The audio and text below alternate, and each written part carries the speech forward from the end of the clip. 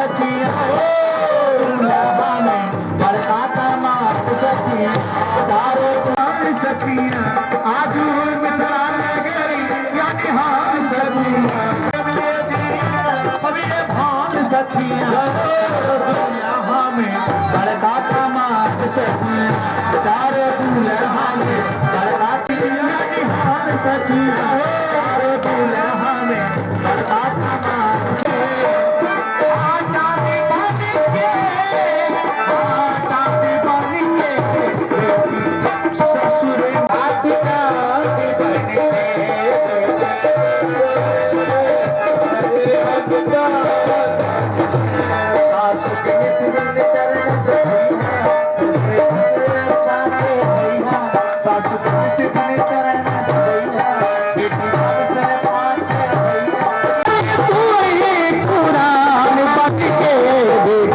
ससुरे में रही हाथ का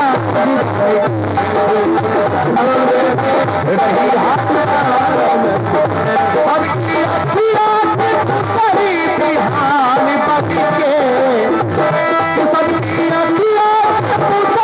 बिहान पति के ससुरे में रही हाथ का ससुरे में रही हाथ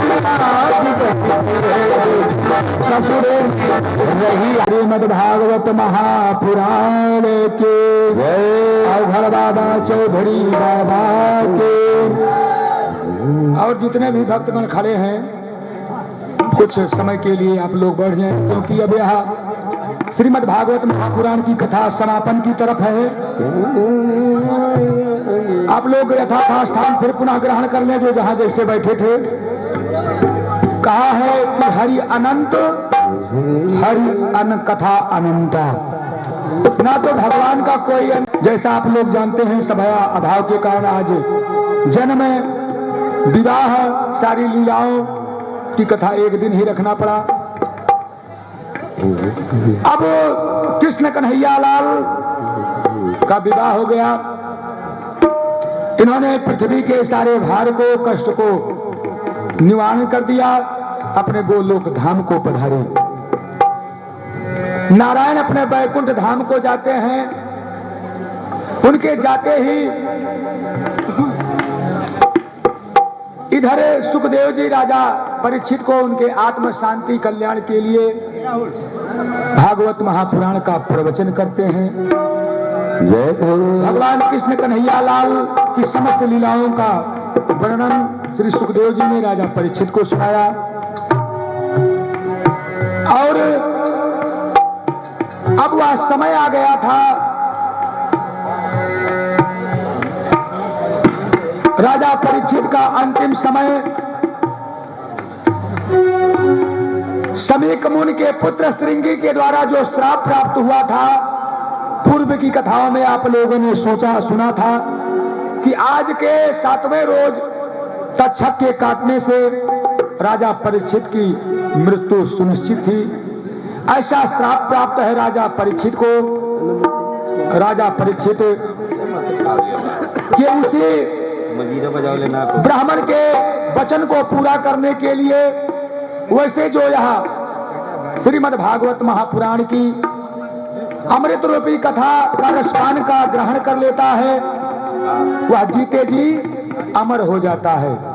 यह शरीर से नहीं परंतु उसकी आत्मा अमर हो जाती है। फिर पुनः उस पृथ्वी पर उसको जन्म और मरण का जो बंधन है वह बंधन से छूटकर हमेशा सदगति को प्राप्त कर लेता है। जीव मोक्ष को प्राप्त करता है।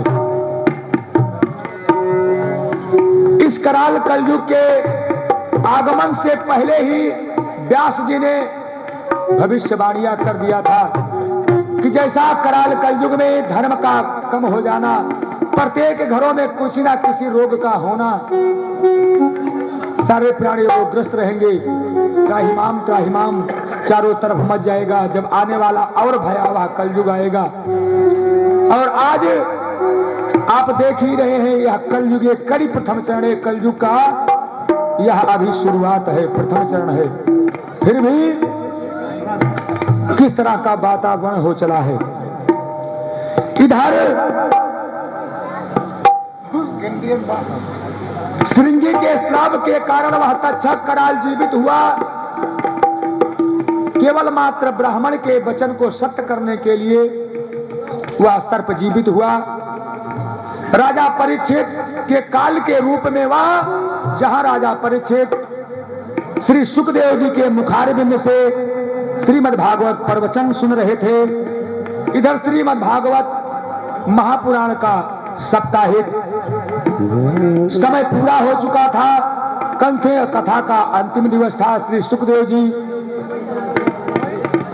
राजा परीक्षित को आशीर्वाद दे करके जा चुके हैं, सारे संतगण जा चुके थे। अब एक करके एक ऋषिगण महात्मा लोग, क्योंकि सभी लोग जानते थे कि परीक्षित का अंतिम समय जो श्राप का समय है वह नजदीक आता जा रहा है। और इधर कराल वह तक्षक भी जीवित होकर के लहराता हुआ राजा परीक्षित का काल बनने के लिए, ब्राह्मण के वचन को सत्य करने के लिए वहां जा रहा था, जहां राजा परीक्षित अपनी आत्मा को परमात्मा में विलीन कर चुके थे। केवल मात्र शरीर उनका इस धराधाम पे था। वो कथा सुनते सुनते इतने मग्न हो गए थे कि केवल उनका शरीर इस पृथ्वी पे था, उनकी जो आत्मा थी वह परमात्मा में तो पहले ही विलीन हो चुकी थी। इधर कराल तक्षक राजा परीक्षित का काल बनने के लिए जा रहा था। इधर कश्यप नाम के एक ब्राह्मण जो कि विश्व विद्या में बड़े ही निपुण थे, उन्होंने भी संकल्प लिया कि कराल तक्षक नहीं, चाहे जितना भी विषैला सर्प क्यों ना काट ले, कितना विषधर से विषधर भी क्यों ना काट ले, ऐसे धर्मज्ञ धर्म धुरंधर प्रजापालक राजा को मैं, जब तक मैं हूं, मेरी यह सर्प चिकित्सा की विद्या है, तब तक मैं मरने नहीं दूंगा। और इधर राजा परीक्षित को बचाने के लिए कश्यप भी बढ़े और उधर से विकराल वह तक्षक बढ़ा। दोनों की मुलाकात रास्ते में हो गई। तक्षक ने पूछा कि आप कहां जा रहे हो? कश्यप ने कहा कि जहां तुम जा रहे हो वहीं मैं जा रहा हूं। तुम राजा का काल बनने जा रहे हो, राजा परीक्षित का काल बनने जा रहे हो, मैं उन्हें तुम्हारे काल से, तुम्हारे विष से बचाने के लिए जा रहा हूं। क्योंकि मेरी नजर जितनी दूर तक जा सकती है, मेरी औषधि में वह गुण है कि जब तक मेरा यह मंत्र का प्रभाव है, मेरी औषधि का प्रभाव है, तब तक संसार में कोई भी प्राणी विष के द्वारा नहीं मारा जा सकता है। तक्षक उनका परीक्षण करने के लिए, कश्यप का परीक्षण करने के लिए कहा कि हम लोग वहां चल करके हम राजा परीक्षित को काटेंगे, आप चिकित्सा करेंगे, वो बचे कि ना बचे, और आपकी विष हमारे में कितनी विष ज्वाला है तुमको पता नहीं है। कश्यप ने कहा कि तुमको अपने विष पर बड़ा अभिमान है, तो चलो परीक्षण यही हो जाए। तो परीक्षण कहां किया? एक बड़ा विकराल बरगद का पेड़ है उस रास्ते के बीचों बीच में, बहुत विकराल पेड़ है। तक्षक ने अपने विष के प्रभाव को परीक्षण के लिए जैसे ही उस वृक्ष में अपने फन को मारा, अपने विष को छोड़ा, तो क्या हुआ? पेड़ है नहीं चो करे फाका, अरे पेड़ ही नहीं चो हरे फाका, खगमंडल भेदे हाल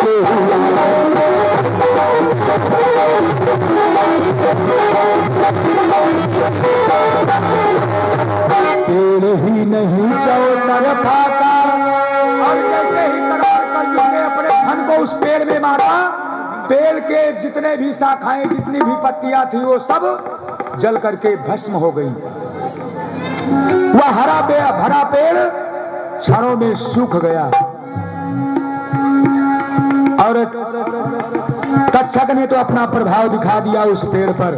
अब बारी थी कश्यप की चितकिसा करने की, क्योंकि वो बचाने के लिए जा रहे हैं अपने मंत्र प्रभाव को लेकर के, मंत्र से बचाएंगे। और जब ऐसे तक्षक ने मारा, पेड़ सूख गया। पेड़ ही नहीं, उस जंगल में जितने भी प्राणी रहा करते थे वो सब बेहवल होकर के, मूर्छित होकर के गिर गए उसकी विष की ज्वाला के कारण। पर कश्यप की अरे औषधि से, पर कश्यप की औषधि से वह हरा भरा तत्काल हुआ।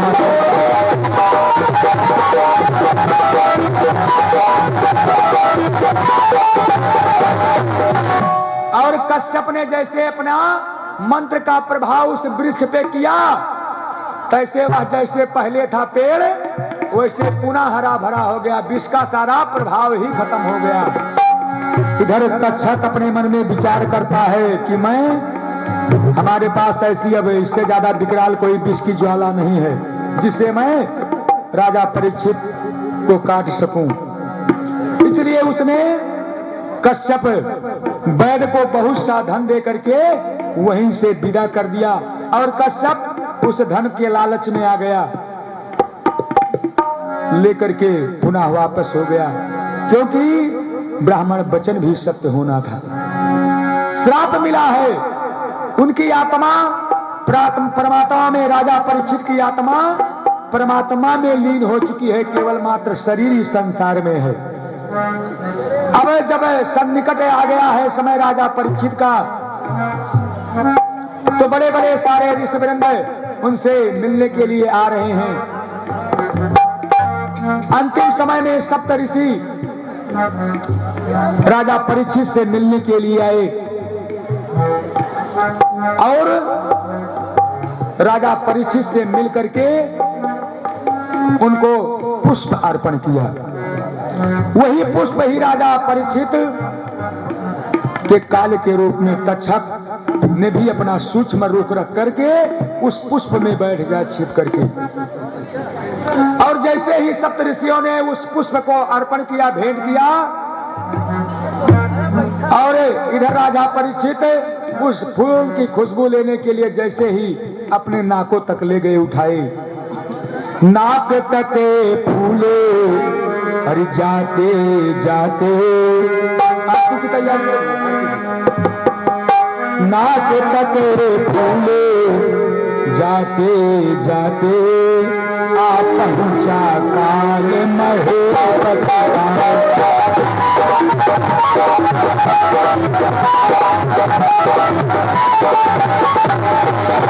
नाक तक फूल जाते जाते आप पहुंचा काले महीपति का। तक्षक 11 दे हाथ हुआ, तक्षक 11 दे हाथ हुआ, क्या वही तत्काल महेश का।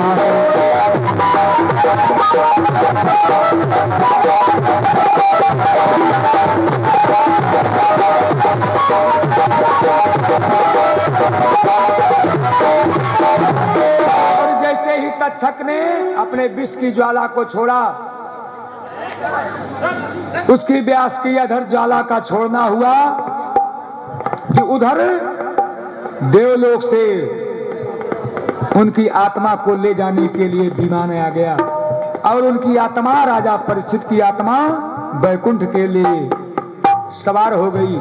इधर जो शरीर है वो उस तक्षक नाग के ज्वाला के कारण समाप्त हो गया। बोलिए श्रीमद् भागवत महापुराण की। अवघड़ बाबा चौधरी बाबा की जय। और इस तरह से यह श्रीमद् भागवत महापुराण का पारायण पाठ की कथा आज विश्राम की तरफ समस्त भक्तगण, कल भंडारे का आयोजन हुआ है, समस्त भक्तगण जानते भी हैं। दोपहर की कथा में सबको विदित कराया जा चुका है। तो समस्त माताएं, समस्त बहनें, समस्त भाई, पिता, कुल बुजुर्ग, माताओं और बहनों के लिए अलग व्यवस्था होगी और पुरुष वर्ग के लिए अलग व्यवस्था होगी भंडारे में, बाबा के प्रसाद ग्रहण में। भागवत भागवत भगवान की है आरती, साथियों को पाप से है भागवत भगवान की है आरती, साथियों को पाप से है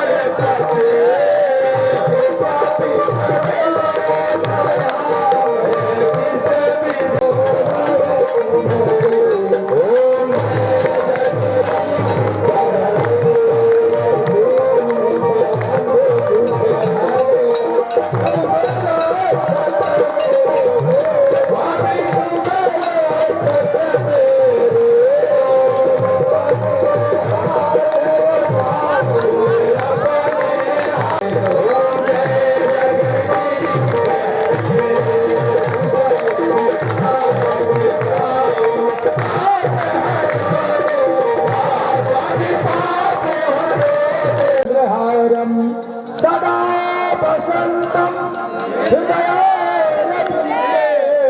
भवम भवाने सहितं नमामि भवम भवाने सहितं नमामि।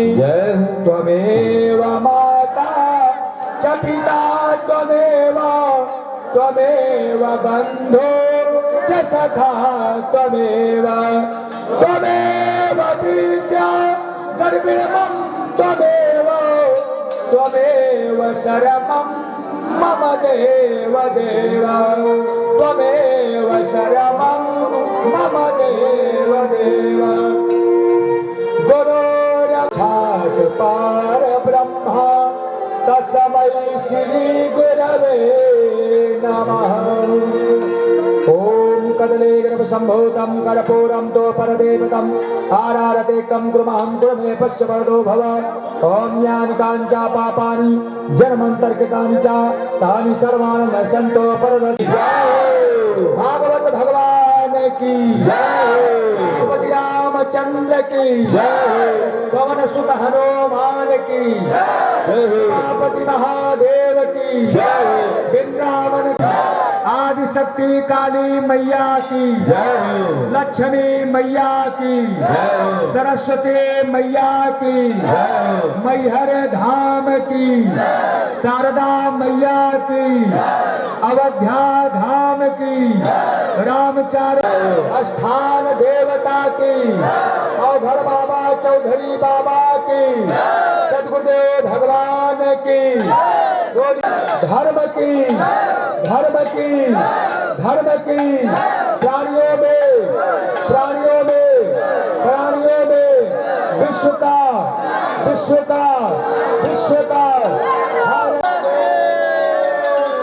पार्वती पतये अपने अपने स्थान पर जो 10 बजे हवन का कार्यक्रम सुनिश्चित किया गया है। दिन भक्तगणों को अपनी हवन आहुति दे रहे। बोला कृष्ण कन्हैया लाल की जय। राह निहारत थक गई अखिया देखत हो गई सखत रह गई। आए न मोरे